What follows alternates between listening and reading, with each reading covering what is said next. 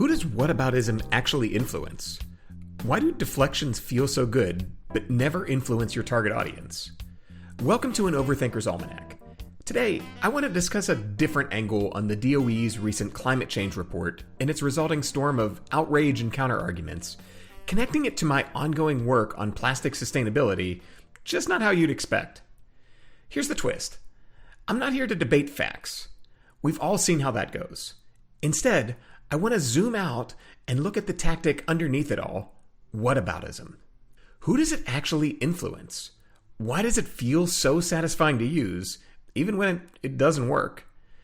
And most importantly, how can we move past it to have honest conversations that matter, which are strangely missing from most of today's discourse on polarizing issues? The oldest trick in the debate book that never works. Last month, the Department of Energy dropped a report that basically said, climate change? Sure, but what about the economy? The scientific community immediately jumped into urgent response mode, pointing out errors, biases, and selective citations that made the whole thing look less like science and more like a high school debate team project rushed together the night before. And if that line of reasoning feels familiar, it should. We've all seen this tactic before. It's the rhetorical equivalent of waving your arms and shouting, "Hey, look over there," when someone asks you why your house is on fire. This approach lives everywhere, from politics to sports arguments to the internet comment section on Marvel movies and, of course, plastics. If you've been following my plastic sustainability series, you know one of the recurring refrains is, plastic only makes up 1% of the material economy, so why are we obsessing over them? On the surface, that sounds like a mic drop. But with a bit more reflection, you realize it's not actually an answer. It's a deflection. It's saying, sure, this might be a problem, but let's talk about something else instead. That, my friends, is whataboutism. While it can feel like a clever gotcha, it's worth pausing to ask, who does it actually influence? Is it changing minds? Winning over skeptics? Or is it just feeding our tribe another round of dopamine-laced applause and shoulder injuries induced from patting ourselves on the back for owning the other side again? That's where I want to go in this piece. Forget about the facts momentarily. I know I may need to turn in my scientist card for this. Instead, let's zoom out and look at the technique itself, studying how it works, why it feels so good, and why it rarely does what its users think it does. Whataboutism in plain English, and Duncan. So, let's call this thing what it is. Whataboutism is a distraction. It doesn't actually say the original problem isn't real. Instead, it shrugs and says, well, sure, maybe, but what about this other problem I'd rather you be talking about instead? Except it generally redacts the, well, sure, maybe part. The DOE report played this card straight-faced. Yes, carbon dioxide might warm the planet, but what about the immediate harm to the economy from aggressive regulation? That's textbook whataboutism. Swap out the nouns, and the pattern is everywhere. Oh, you think my team cheats? What about the Patriots? Deflategate was way worse. Seriously? This movie's amazing. What about the plot holes in all your precious Marvel flicks? Plastics are bad for the environment. What about concrete and steel? It's the same move. A Scooby-Doo grade pebble toss to get everyone looking another direction to get away. Everyone uses it, but does it work? Imagine convincing someone in New England that Tom Brady isn't the GOAT. Good luck. You'd have an easier time asking them to betray Duncan. No amount of, but what about Peyton Manning's QBR will make them switch allegiance. In fact, it's more likely to result in them doubling down, throwing on a number 12 jersey, and shouting stats you didn't ask for, demanding to take this outside into the yard. That's whataboutism's reality. It doesn't influence those who are firmly entrenched in their perspective. If anything, it hardens them. Frankly, it doesn't even make them think about your opposing data. Their brain already rejected that conflicting information and flipped on the defensive maneuver switch, loading the cannons with their own supportive facts. The only people who get anything out of your "but what about" are on your side, clap along and say, yeah, that's right. So what do whataboutisms do? Persuasion? Nope. Tribal reinforcement? Yep. The three audiences of whataboutism and why only one matters. Let's break down the audience. Whether on a debate stage, in a congressional hearing, or at your uncle's barbecue, influencing relies on only two things: who you're talking to and what outcome you're hoping for. Everything else is tactics. So let's start with who you might think you're addressing. The opposition, reinforcing their wall. This one's easy. Like our New England Patriots fans above, there's little you can do with facts to influence. Instead of moving closer to your side, they feel attacked, dismissed, or belittled. And since their beliefs are often tied to identity, be it political party, religion, community, or lifestyle, every whatabout sounds like an attack on them, not just the issue. Cue the wall-building, jersey-wearing, and stat-shouting. What you thought were fact bricks of support for your cause are really triggers to sound the alarm and attack back. The independents, tuning out the noise. This is where it gets trickier. In theory, the middle should be persuadable. In practice, most whataboutism just makes them roll their eyes. While they're not already camped in a trench, they're also not looking for mudslinging. Whether they recognize it or not, fact-for-fact debate becomes noise, with more of the same from both sides defending their positions. Pew Research backs this up regarding climate change, with 80% of Americans feeling frustrated by the political disagreement on climate news. Frustration isn't the ideal emotion for anyone to be open to subtle, factual influence. It's also not an issue of having better facts than the other side. By the time an independent pays attention to a polarizing issue like climate change or plastics, they've already been anchored by the first thing they heard on the topic. Like a GRE adaptive test, those early exposures set the difficulty level. Everything after that gets filtered through the original first impression. So when whataboutism start flying, most independents don't think, wow, that's a nuanced point. They think, ugh, here we go again. Our tribe, preaching to the choir. Finally, the real audience. This is who whataboutism actually influences because it doesn't have to change minds. They already agree with you. What it does is fortify their beliefs. It drops a shiny new data point into the group chat, another quick quote for them to like and share. It reinforces the feeling that we are right, they are wrong, and that our side is smart, logical, and definitely not biased. Though, spoiler, we are.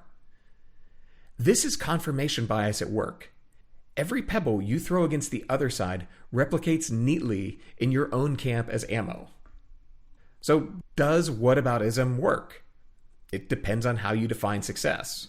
Sure, it works, but only if the win condition is making your team cheer louder while your opponents in the middle tune out or dig in. If your goal is to make your side feel better and do some self-soothing back patting, yeah, great technique. If you're going for persuasion and influence, it's not even close. Let's dive into our motivations a bit further. Why does it feel so good to use whataboutisms? Why it feels so good and yet fails anyway. Whether we admit it or not, we're all little dopamine junkies.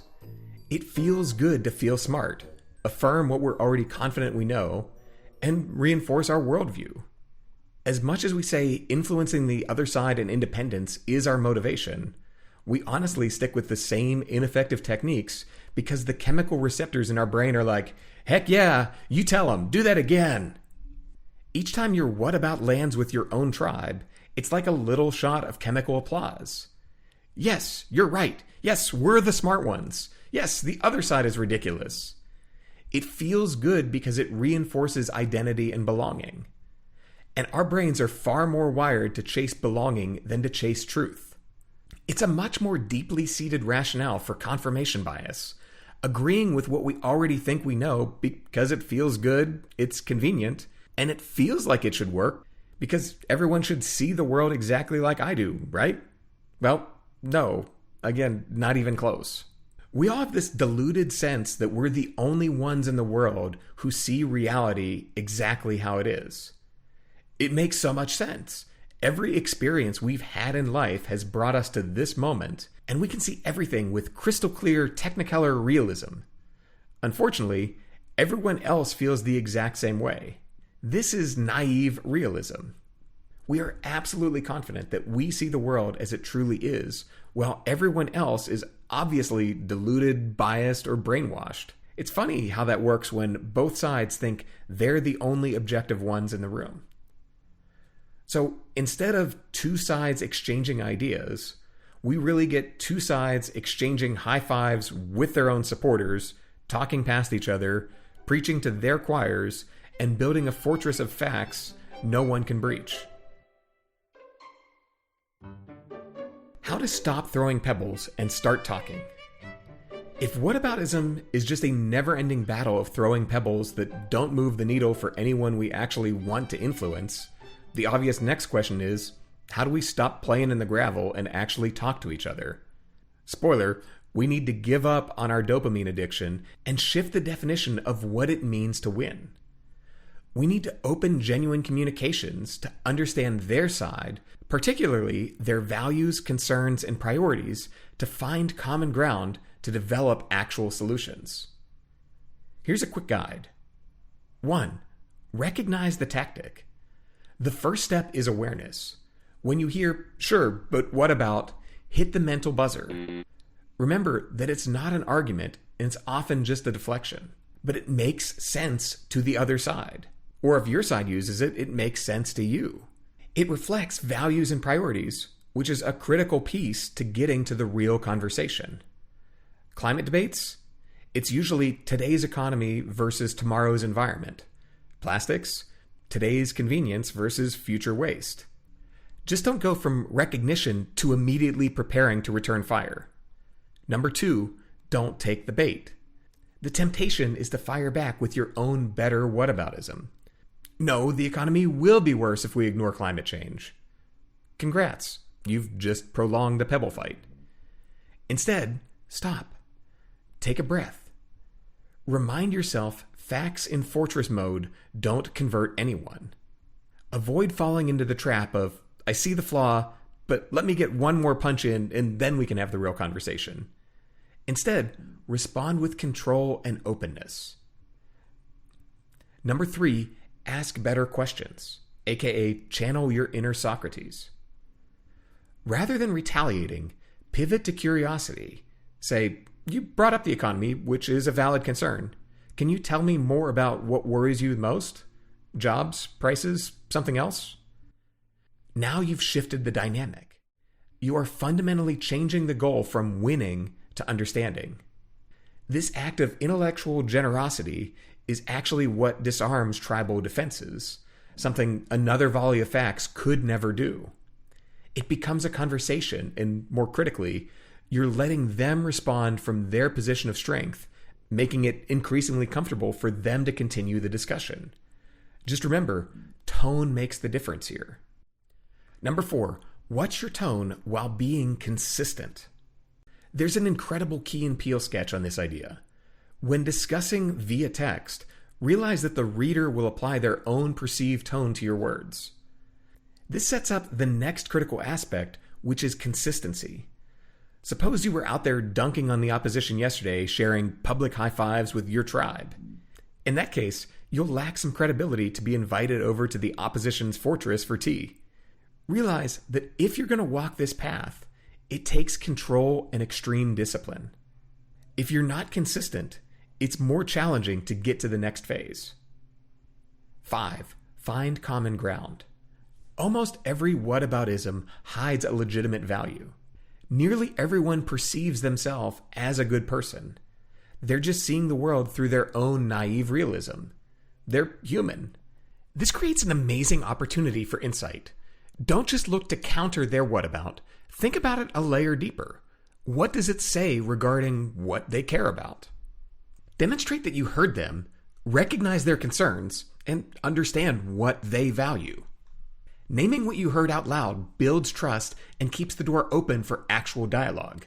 You don't have to agree, but you can acknowledge. Deals are rarely made when the two sides aren't able to sit at the same table. 6, redefine success. If you walk into every discussion trying to change someone's mind on the spot, you're setting yourself up for failure. No matter how good your fact is, there's little chance that they're just one tossed fact pebble away from giving up their entire reality and tribal allegiance. No one deeply embedded in the opposition is ever like, "Golly gee, a minute ago I completely disagreed with you, but this one fact changed it all." Instead, shift your goals. Define a realistic outcome. Success is showing you understand where they're coming from, even if you still disagree. That's the foundation of any meaningful discussion. Facts rarely move people. Questions do. Empathy does. Even if you think their whataboutism is just smoke and mirrors, completely missing the point, acknowledging someone's values does more to disarm tribal defense than another round of fortress building.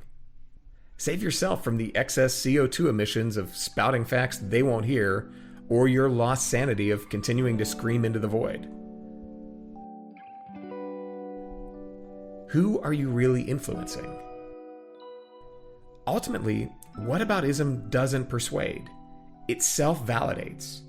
It rallies our tribe, gives us a dopamine hit of righteousness, or maybe earns us a few likes or nods in the comment thread. But it doesn't move the opposition. Often, it just triggers them to retaliate in kind, pushing them further away. The middle just ignores another fruitless skirmish, watching facts of motivated reasoning flying back and forth, reminding them how exhausting these debates have become. We have genuine problems in this world. Plastic sustainability and climate change are just two examples where the stakes are too high for us to waste time lobbing useless fact pebbles. The DOE report and its backlash showed us exactly how this plays out. Both sides arming themselves with data. Oh, you have a 151-page report? Well, here's a 400-plus page response. Both sides are sure they're the objective ones, and neither side is any closer to a path forward. Believe me, I have opinions on these topics, but I've realized my opinion is just that, a perspective on the world determined by my experience and values hierarchy. As much as I love dopamine, it's more critical that we facilitate the conversation than continue pointless pursuits of dating the other side into submission. So here's the challenge. The next time you see a what about argument, pause. Ask yourself, who is this really for? What is this actually achieving? Are you trying to win an argument? Are you trying to solve a problem? Is this really going to be the pebble that changes it all? While it feels good to fight fire with fire, real progress comes from someone willing to put down their rocks, step across the bridge, and say, "Tell me more. What's really driving your concern?" That's my definition of leadership. Bringing people together and seeking to understand isn't weakness. Controlling through force is fleeting. Listening and understanding build trust. And trust is the foundation we need if we're ever going to move past yelling at each other's fortresses and create something worth building together. Thanks so much for listening.